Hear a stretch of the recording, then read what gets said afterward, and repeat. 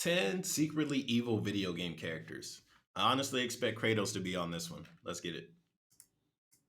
Sometimes Original Kratos. characters are secretly evil. It's a good narrative device, let's be frank. But a lot of the time, they're like important characters. Them being evil has a huge impact on the story, like Big Smoke from Grand Theft Big Auto Smoke. San Andreas. This list is a picked the little wrong bit house, different. fool. Like, we're not talking about allies, party members, friends, or cast members. We're talking about NPCs who just don't seem to matter until they turn out evil. Hi, folks, it's Falcon, and today on GameRanx, 10 Why is secretly this intro so serious? evil NPCs in video games. Starting off with number 10, it's Kingseeker Frampt from Dark Souls. He's a pretty central NPC in Dark Souls, basically your guide. He tells you most of what you gotta do to become the king's successor and rid yourself of the curse of the undead. You just play the game normally, you probably have no idea this guy has ulterior motives. I am pleased to see you well. Is it something urgent? I'm not gonna lie, he just looks evil. Look at him. You gonna trust somebody looking like this? You can call it profiling if you want to. I call it evil looking. It's never explicitly stated in the game that this guy maybe doesn't have your best interests at heart, or that I gotta keep feeding him. I'm not finna to feed him and make him stronger. What he's he gonna trying do to for deceive me? you. So it's up to the player to put together the clues and figure out what's going on for themselves. Now, here's the thing. Almost everything that Fireseeker Frampt tells you in Dark Souls is either a half-truth or an outright fabrication. He tells you that your destiny is to take on Lord Gwyn's place, but conveniently leaves out that you're not taking his place as king, you're taking his place as an eternal kindling in the magic fire that keeps the world of Dark Souls alive. Look. One of the biggest clues to his deception is Anarlando, the seat of the gods. When you get there, it seems pretty nice and normal, Yeah, and it it's seems there that chill. you meet the goddess Guinevere and obtain the Lord Vessel. Everything seems like it's on the up and up, but the Guinevere you see is actually an illusion, as is all of Anarlando. Basically, everything about the prophecy of the chosen undead in this game is made up by Frampt and his allies to trick some gullible idiot into setting themselves on fire for all eternity. Now, it's questionable that this is really evil.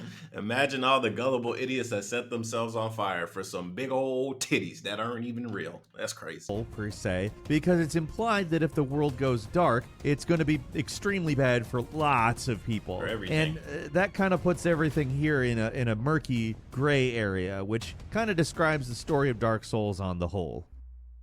I'm not gonna At set number myself 9 on is fire Nick for him. John Smith from Psychonauts 2. The main plot of Psychonauts 2 revolves played around it. uncovering a mole within the Psychonauts organization, and there's plenty of red herrings pointing to other characters who have plenty of reasons to have some kind of grudge against the organization. This being Double Fine, the actual answer is not so obvious. The real culprit is Nick John Smith, the humble mailroom clerk that Bro don't even look like a villain. That's how he gets you. He look like a normal, everyday, "Hi, sir, can I have your papers, please?" looking ass man. you're an intern for at the beginning of the game. He spends pretty much the entire game as a brainless husk who seems like more of a walking punchline than anything else. But the Yeah. final mission is where it's revealed that he, and try to follow along with me here, folks. Okay. He's the last living member of an exiled royal family who wants to resurrect the powerful psychic, Maligula, and conquer his home country. Now, that's a hell of a motive. And That sounds, honestly, if you guys aren't even paying attention to like German politics in general, sounds just like the German. He used to be a leader or a monarch or whatever. Like Germany is like Europe in general is just like there's lineage of royalty just passed down, but since their royalty basically does nothing. This one German guy, his name's like Heinrich the whatever. He wanted to take back Germany. Like they were planning on having a coup. This was like last week or something like that. They were planning on having a coup to overthrow the German government. You guys remember the last person that tried to take over the German government? He failed on his first time, but on his second time, he succeeded. So you definitely need to be careful with the old people that used to be monarchs, or they would be monarchs if their family didn't, basically just crumble. So yeah, I can see why this shit's legitimate. this is all told to you. Nick in is the final legitimate. mission, which is an It's a Small World ride through Nick's fractured mind, which is expository and, frankly, catchy.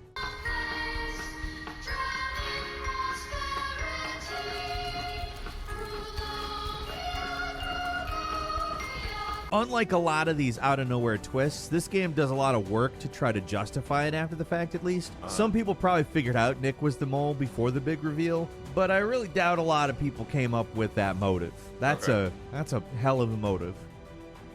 At number 8 is Major Phillips from Binary Domain. When it comes to evil Binary Domain NPCs, legendary. Sometimes they come out of nowhere and make perfect sense. Oh my gosh. And, well, you can probably tell from my tone, Major Phillips is not that. He's one of the other times. He is your mission control and pretty much no personality in this guy to speak of. He talks like he's the pilot of a 747, telling passengers to expect some like minor turbulence or something. That's how he sounds, like literally all of the time. He's barely a character, let alone even an NPC. Yeah, he's just kind of a voice over the radio giving you mission objectives. Most players forget he even has a name. So when it's revealed that he's actually a bad guy and actually the final boss, most players are like, whoa, what? Major, what the hell is going on here? Dude, just Binary Domain in itself is a literal, like, mind-screwy game. If you don't know, Binary Domain is about synthetic humans that think they're really humans, but they're really robots. And basically, there's a plot for it's like the CIA has like sleeper cells and like give the code word and then they activate. It's like that, but instead of just agents, they're actually cyborgs, like robots, but they think they're real people. So they get like jobs in higher branches in pieces, in parts of government, and like it basically. It's a mind trip. You gotta. I don't know how you're gonna play it. It's like a PS3 game, and I don't think they even have any ports. You could probably play it on PC. I don't think there's a PS4 port for this game. Maybe Xbox compatibility. You could play it. I'm not too sure, but it's a really good game. Honestly, it's really fun. It's like Gears of War with robots, basically. But it's a fun game. Has voice controls and all this other stuff. Regrettably, soldier, this is the end of the line. Hearing this guy's like warehouse safety training manual voice give a villain monologue is just silly. And it's the perfectly goofy capstone on an already very goofy game. Yeah, it's goofy. And number 7 is the cab driver from I think Hideo Kojima had something to do with this game. I mean, if he did, I wouldn't doubt it. If he didn't, I am surprised. Vampire the Masquerade Bloodlines. Never this guy played it. is an NPC in the purest sense of the word. He's just a guy who will take you around from one district to another in a cab. Doesn't even have a name. Just cab driver. So he seems like a total non-factor at any and every moment. Oh, but he's more important than he seems. A major part of the end game of Bloodlines is the various factions fighting over this sarcophagus. It's supposed to contain a very ancient vampire, and everybody wants it. I guess because old vampires are like trading cards or something, and they want to collect them all. No, that's not it. It's for reasons. The ending to this game, look, I haven't played it, but I've seen a lot of YouTube videos. There's a lot of endings to this game. Some of them are crazy. One of them is absolutely hilarious, based off what type of vampire you choose and the faction you go with and stuff like that. Obviously. It's a crazy Depending game. on the ending you choose, though, it's revealed that the whole sarcophagus affair was just a big joke. Like, there was never anything of value in there. It's just stuffed with explosives, and whoever opens it would die. The game basically just ends on a big joke on the player, and the one who was responsible for it was the cab driver, who, by the way, may or may not be Kane, the very first vampire. It's a pretty crazy twist that really fits in with the nihilistic humor of the game. You always hear about how the butler did it, but it's rarely the cabbie. Man, there's an ending because there's a type of vampire that's always hearing things and they're basically crazy. They see things that aren't there. There's an ending where you leave and then like a giant wolf tells you to dance, and like the ending is you just dancing with the wolf and like some crazy music's going on. It's a crazy game.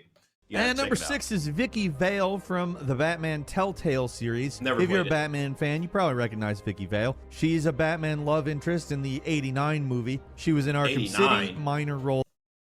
Bro, what is the age of the fan base for gameranx? I thought it would like young 20-year-old. Oh, I think it's probably spread out evenly, honestly. Though, and basically just one of those consistent characters in the Batman universe. Usually just a reporter, no Vicky major Vale. traits otherwise. That's what makes her big reveal in the first season of the Batman Telltale series so shocking. In that game, Vicky is actually the leader of the Children of Arkham, which is basically the big bad of the first season. Telltale actually did a lot of crazy stuff with Batman's story, up to revealing that Thomas Wayne, Batman's father, who's normally portrayed as basically a saint, was in league with a bunch of gangsters and would institutionalize his enemies at the asylum for his own personal gain. That's crazy. You had your chance. You should have made the deal we offered you. Now, we've seen similar plot lines play out elsewhere, i.e. Joker, but at the end, Vicky Vale reveals herself to be a new villain called Lady Arkham, and she battles Batman in the ruins of the old asylum. It's a crazy twist on an established character. It's like if it was suddenly revealed that, I don't know, Harvey Bullock was actually secretly controlling all crime in Gotham or something. It feels wrong, and not necessarily because Vicky Vale really matters in the Batman universe, but it's so contrary to what seems like established fact. Yeah. At number 5 is that big bird in Heavenly Sword. Yeah, it's kind of another one that comes out of nowhere. For pretty much the entire game, the main bad guy is King Bohan, the cartoonishly evil tyrant. One odd quirk of his character is that he's always got this raven beside him, though. It's never commented on. Like, the raven never speaks or even seems to do anything. He's just always there. And during the final battle, it's revealed that the bird is actually some kind of demon that possesses Bohan. For the final battle, you have to fight a fusion of the two. The only clue you ever get that this bird is the actual bad guy of the game is that the titular Heavenly Sword's backstory mentions a Raven Lord. It's a really small clue, and I don't think anyone really hears that and goes, oh, well, the bird is really the bad guy, you know? Yeah. I don't think that happens. Like, this is another one of those out-of-nowhere twists. It's kind of bizarre. Random. Not totally non-telegraphed, but telegraphed in a way where I certainly wasn't thinking about it that way. But it's interesting nonetheless. Like, King Bohan's kind of a clown. He needed some kind of power-up. Otherwise, he really wasn't going to be, like, a proper last boss. At number 4 is Lucy Stillman from the Assassin's Creed series. Anyone remember this character? She was... Yeah, her... Bro, the way she goes out is so... It's so, like, not even... It's, like, not even fair. Like, I feel like Lucy could have had a redemption. I don't want to spoil it. Really only the But they first might. two If they Assassin's spoil it, Creed I will. games. And the most memorable thing about her was that she was voiced by Kristen Bell, and that she was randomly killed at the end of Assassin's Creed Brotherhood. All right, well, they spoiled it. Okay, so Lucy, she breaks Desmond out of the Templar prison. You guys go and find the other assassins, and that's like the end of the second game. Brotherhood comes along. You guys run away to Ezio's old villa. And then at the end, you grab the apple, and the voices of the old ancient gods, they're like, oh, this woman is not an assassin. She's really a Templar playing for the other side.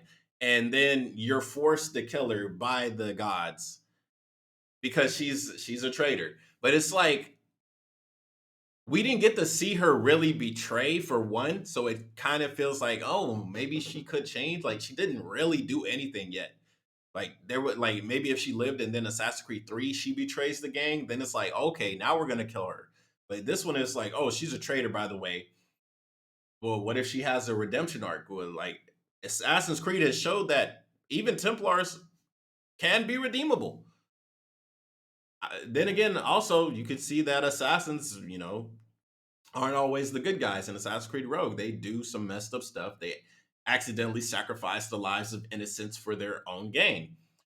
So it's definitely a thing that should have been thought about more before they decided to kill off this character, because after they killed her off, guess what? They killed Desmond off, and they were like, all right, we're done. It sucks, because I was really interested in the modern story, personally. I was definitely excited. You know, this was back in the day when everybody was ready for an actual modern Assassin's Creed. So in Assassin's Creed 3, they gave us modern levels. That was a taste of what we thought we would get. And then we all know at the end of Assassin's Creed 3, Desmond dies. And then they just pretty much run off and do some other stuff when it comes to the modern day. Gave us a new protagonist, and she also works for Abstergo. And it's just like, It was like Sucks. actually a really shocking and memorable twist Yeah, at the time, but the it follow-up was. was disappointing. Basically, she was a double agent. Yeah. She broke Desmond out of the Templar facility in the first game so she could find the piece of Eden that the Templars wanted. That's the reason she gets killed in the end, because But we didn't get to see her turn it in, or she didn't say, "Hey, I'm gonna turn it in." She didn't hold us at gunpoint or anything. It was just like, yeah, she's a double agent. Let's just take the words from the gods that all have their own ulterior motives for face value, and it wasn't even at face value. They forced us to kill her, so it's a total waste, man. the goddess knows that she's a double agent. What makes this all kind of weird, though, is that you really only find out the details about Lucy's scheme in the next game, Revelations, and only in background material. For most people playing these games, Lucy just seems like a good guy. Yeah. Then she gets killed in a cliffhanger ending, Yeah. and that's it. Yeah. She barely gets brought up again, and there's almost no repercussions for killing off basically the secondary main character the first 3 games. Facts. Lucy Stillman's reveal is one of the first things people point to talk about how the Assassin's Creed modern day storyline is a mess. I mean, this stuff happened in the 3rd game of what's now a 12-game series. Facts. And number 3 is the purple-haired girl from Wild Arms 3. As far as RPGs go, Wild Arms Never 3 is a played it. weird game. Instead of having a single main antagonist, it's split into chapters, and each of them have their own bad guys. First, Really? there's Janus, That's cool. the Prophets, then Siegfried, who seems like the Siegfried. final bad Bro, is that Soul Edge? This is Nightmare. guy. But the true enemy actually revealed then Siegfried. Oh, that's Siegfried. So yeah, that is Soul Edge. That is Nightmare. Wow. Who seems like the final bad guy, but the true enemy actually What's with the reveals Pokemon symbol? itself to be some random purple-haired kid. What makes this so weird is that you see this character occasionally.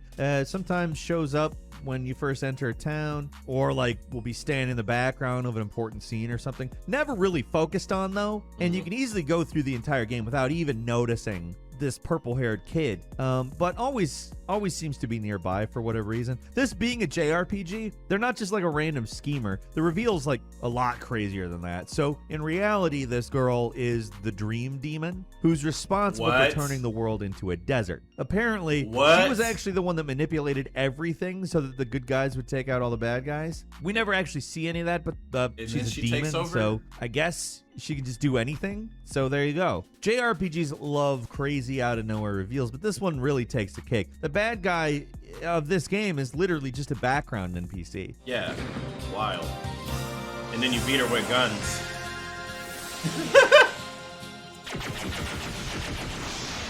And number 2 is the 2 janitors from Hotline Miami. This bizarre and disorienting top-down shooter doesn't put a Never lot of finished emphasis it. on plot, And the at story's least crazy. at first. The basic plot of the game is you follow various hitmen who get phone calls. The phone calls say go kill a person, and hey, you get it. The psychedelic vibe makes it seem like there's gonna be some kind of twist revealing this is all in your head or something, like your memories are screwed up or some crap like that. But the actual reveal is really simple. Near the start of the game, you see 2 random janitors who, like a lot of characters in this game, just seem totally random. Like tons of random characters in this game that just don't matter in any way, shape, or form. Not these guys though. In the final act of the game, part 5, Answers, the guy you're playing wants to put a stop to the hitman operation and eventually hunts the phone calls back to the source. There he finds that the ones behind the plot are these 2 janitors. And depending on if you can hack their computer, it's revealed that they're just doing this for fun. Or possibly some kind of super nationalist plot. Maybe they find super nationalism fun.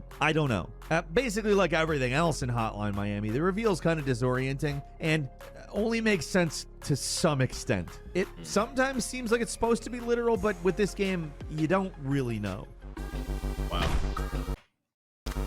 And at number 1, Aerie. Sorry guys, the music gets copyrighted for Hotline Miami. My homie did a whole like full walkthrough of 1 and 2. It's like a 6-hour long video, and it got copyrighted multiple times because From Bravely I don't even play Default. with the Aerie the Fairy is basically Bravely Default's version of Navi, the annoying fairy What is from Legend Bravely of Zelda Default? Ocarina of Time. Hey, listen. She's more of a gameplay tool than an actual character. Like, she's there for tutorials, to tell you objectives, and that seems like it. Get far enough into the game, though, and the truth comes out. Aerie's actually the bad guy of the game, and is manipulating the party into doing what she wants. It's one of the most shocking twists in any game because she's basically part of the UI. It's like if your quest objectives started lying to you in Skyrim. It's just not something you would really expect. The game does start telegraphing her evilness before it's actually revealed, with the title screen message slowly changing from where the fairy lies to Aerie lies. Aerie is basically if Navi wasn't just annoying, but was like actively a villain who was working against you, which is actually kind of a pretty clever what was twist the purpose? Why was she doing the it? Player's expectations. I want to know why. Place the bad guy where you're never going to look for the bad guy. But, like, interestingly enough, in a character you're going to hate anyways. Like, can you imagine if Navi was actually a villain? You would be like, why? oh, Come for on, today, man. Tell leave me. us a comment. Man, you're not going to tell me why? Okay, whatever. It's your boy, Miss. Comment and subscribe. That was dope. You know, gameranx, legendary YouTube channel. Bro, 7 million? Shit. I remember back when I was in, high school when they first was around. Man, they doing their thing over there. Anyways, it's your boy, Miss. Comment and subscribe. See you guys next time. Peace.